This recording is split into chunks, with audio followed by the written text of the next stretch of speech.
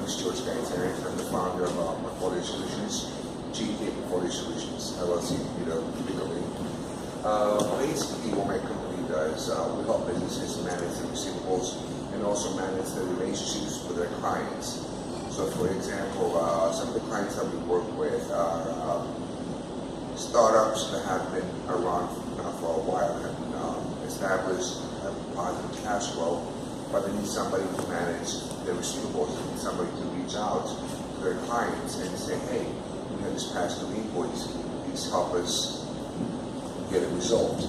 The hardest thing and the most important thing is when you're reaching out to their clients is to make sure that they know that we are calling on behalf of their client and not on behalf of my company, because the customers will feel threatened. You send me to an outside agency to contact me to get these relationships, to get these invoices resolved. Our whole point is we want to do our services on behalf of their clients, so when we reach out, it doesn't affect the relationship, and that's one of the key topics that we're going to talk about.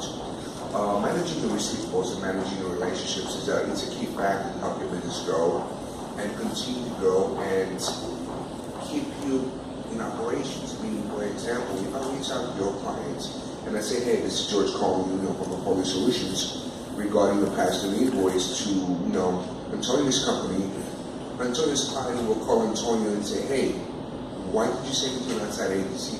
The first thing they feel that going to an outside agency, you sever the relationship, and that's not what we want.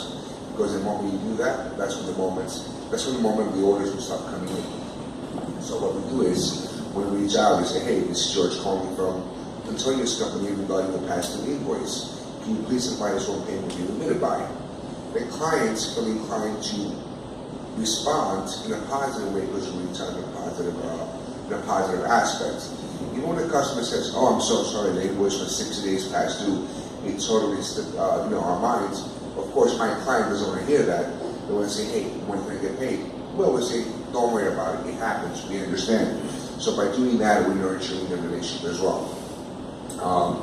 Currently, I manage the receivables for 7 different clients. I work with a company called Drop-Off. It's an on-demand courier service. It's like the Uber for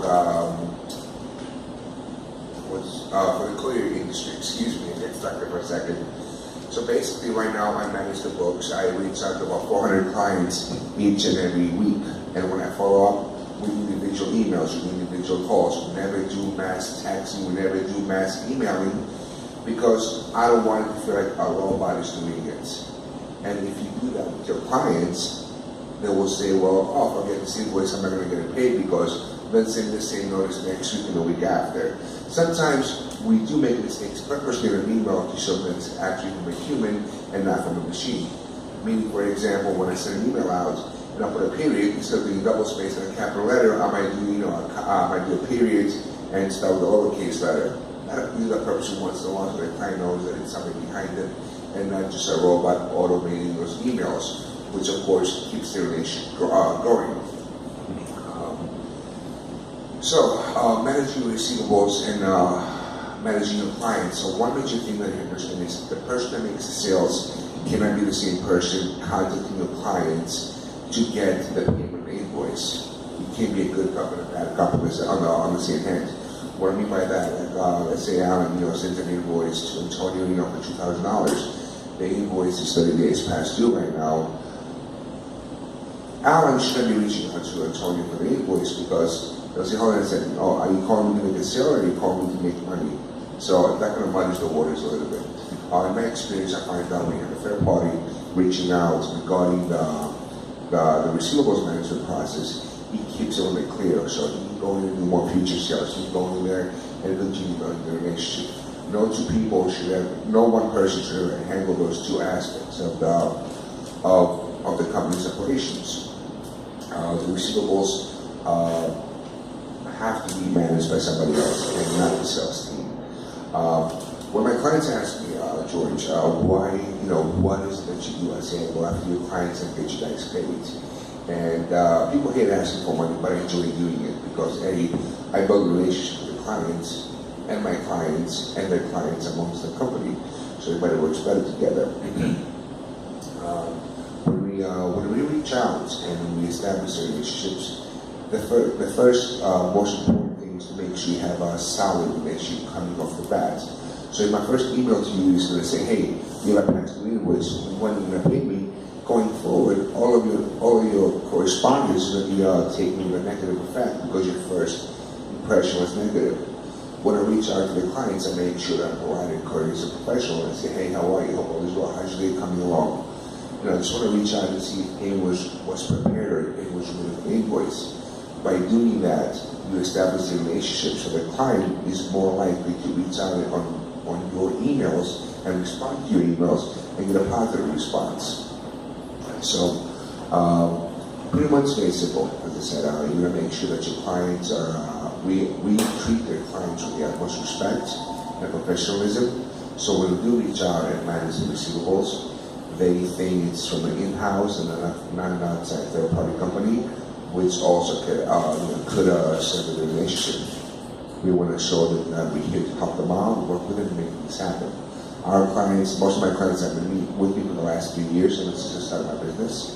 And we have great relationships, and we continue to work with one another.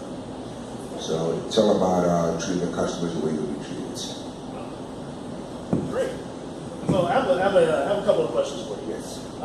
As being an entrepreneur, give us your background. How did you get to your position? Okay. I started doing collections when I was 18 years old. I used to work at a coffee shop. I grew up in New York, so I moved to Chicago. I started working at a coffee shop. It was a summer job. And one of my buddies told me, hey George, come up with this a household finance. I'm like, doing what? Collections? What's that? You know, calling people for money that they own their cars. So I started working with household finance. I got in, I was a collector. I was 18 years old, I had no clue about the industry, and then I moved up right away to supervisor. After being in Chicago for a while, I said, this is too cold for me, so I came to California. So I started working for Bank of America right down the street. I used to drive from Anaheim Hills to Pasadena every day to do this job. Doing collections was thrown at me. I was introduced to it and said, you can talk to people, so I might as well do this. So I've been doing it for the last 18, 19 years right now. I started working for big companies. I started working for a company called CitySearch.com. It was the main competitor of Yelp. I went there and I started managing all their, I was the credit collection manager for them. I managed all their local and national contacts. And after that I went and I worked with a marketing research company called United Sample USAM, which then became Instantly, which then became SSI. And then I launched the credit and collection department. I took the receivables from $300,000 a week to about $1 million a week coming in consistently. It was a $54 million company in sales, and we decreased the DSO, day sales outstanding, from an average 114 days down to 51. So all the invoices we paid within 51 days. So we're able to cut the wait time on when they're getting paid because of the relationships that are built out with their clients. And once the company is sold, I decided to start my own company, Portfolio Solutions. So for the last 3 years, I've been managing the receivables for many other clients across the United States. So I'm assuming, taking on what you said, 3 years, right? Taking on your own business, working at a very established businesses, and now taking. So are you? I just kind of get a little personal. Are you single? Are you a family guy? Or what's that background? And how does that fit into starting your own business now? What's the hustle? What's the grind on that? Funny you ask that. The grind. I could say I grind. I grind each and every day. When I lost my job in 2012, I lost my job. No, 2013. I'm sorry. It was 2 months before I got married. So I'm married. I have a 2-year-old. He just turned 2 on New Year's Eve. My 3rd anniversary is coming up on next month in February. So grinding, with the grind, what I did was I took my first unemployment check and I started my company out of my apartment in North Hollywood. That was right before I got married to my wife. So each and every day I get up at 6 in the morning. I'm on the road by 6:30 to run to my client's office or my office to get started, reaching out to new clients, managing existing clients. Grinding is what I do on a daily basis, and it doesn't stop. I work from 6 to like 8, 9, 10 o'clock at night, sometimes 11. But I always make sure that between 6 and 7, I'm at home to play with my son, feed him, give him a bath, and put him on the bed, have dinner with my wife, and get back to work. My wife has been very supportive and very understanding. And if it wasn't for her, I wouldn't be where I'm at right now, because she's the one that pushed me. She said, George, instead of making money for everybody else, but you make money for yourself. So that's how I grind each and every day. You know, the one thing I learned about grinding is the support group that you have to have behind you. And if you're married, you know, the best thing you have is a supportive wife. And so, where do you see yourself? Where do you see yourself, your family, in let's say 5 years? Well, I'm looking to stay in Pasadena. Actually, I live and work in Pasadena.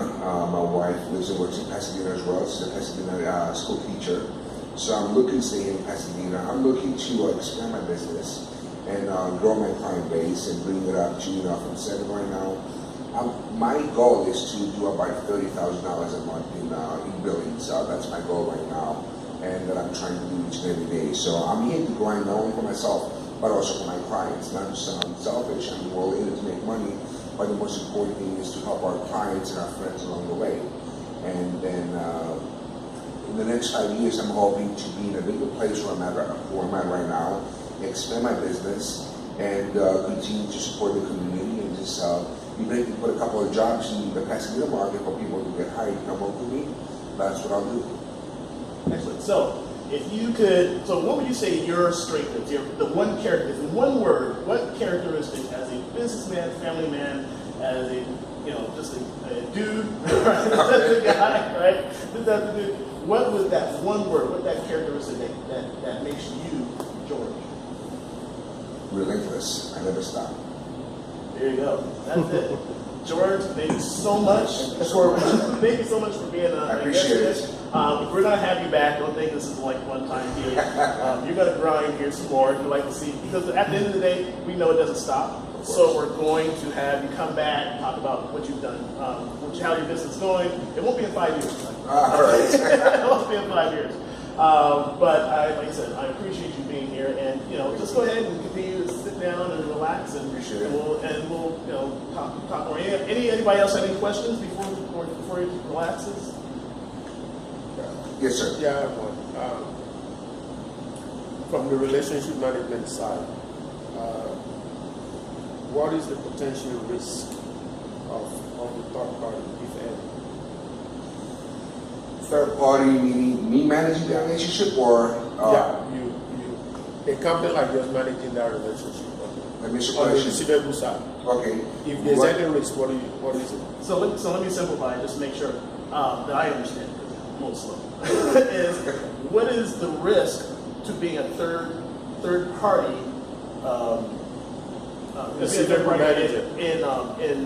In what you do? It's actually less of a risk. It's less of a risk than hiring your own person in-house to do that. Bringing somebody in-house to manage receivables as a business owner, you're bringing somebody in, let's say, you know, AR specialist, about $30,000, $35,000 a year, somewhat of an experience working with one client at one time. With us, we work with multiple clients at all times, so we constantly thinking on our feet and being sharp, and we're able to adapt at every single situation. With us, there is less risk because that's all we do, manage receivables. We're not a collection agency. I want to make that very, very clear. We are better because a collection agency is there to get the money, display the relationship, and move on. The person you're going to bring in at your office and works for you, they're there for a paycheck. I'm there for the long haul. So we actually have less risk financially, because if you were to hire somebody to come work for you, like I said, $36,000 the average salary, plus insurance, plus benefits, plus a computer, plus an office space, plus workman's comp, plus company lunches and events, that person will run you $60,000, $70,000 a year, even before you know it. With us, when we come in, our fees start at $750 a month, and they go up to $2,000, $3,000 a month. So the very worst case scenario, you get a 20-year experience in this business, managing your receivables, and making sure your risk is low, because if your risk is high, I won't have a job. Anyone else have a question? that answer your question? Yes. What are the best types of clients for you? What industries or what's the profile? Currently, I work with a lot of small. Actually, my spectrum is very wide from one way to another. So basically, I prefer to work with small startups because those are the guys that need the help to make sure that the revenues coming in on time to help them grow, and that's what we do. My clients include small companies. I have small media companies out of New York. I have multi-million-dollar companies. I said drop-off and the on-demand courier service. Another client of mine is called Cargomatic on-demand trucking services. I also have companies that are market research companies do about $10 to $50 million a year in sales. So a good customer for me is a customer that has past due invoices and they need help managing their receivables. Is there a minimum annual revenue what would be maybe the starting in terms of your existing clients? Anybody. So for example, even if you have one invoice and say, hey George, I got one client that passed through only $10,000. Can you manage that? Can you manage that for me? I'll take care of it for you. We help anybody and everybody. There's no minimum, there's no maximum. So you'll do short-term contracts just to get a particular invoice done if necessary. Actually, exactly. One thing is I don't do contracts with my clients. I mean, everybody's on a month-to-month. Basically, if I manage the entire books of business, you entire AR, and you say, hey George, I need to come and manage my AR. How much are you going to charge me? We're going to look at your AR, see how many accounts you have on there. I don't care about the dollar value. Let's care about the account value and see how much time we have to put in there.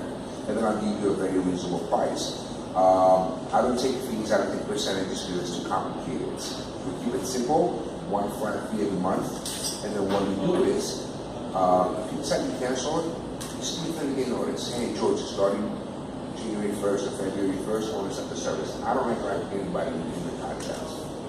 Right? It's not fair. Well, great. Once again, thank you. Just in case anybody else might. Thank you so much. Thank you. Appreciate it.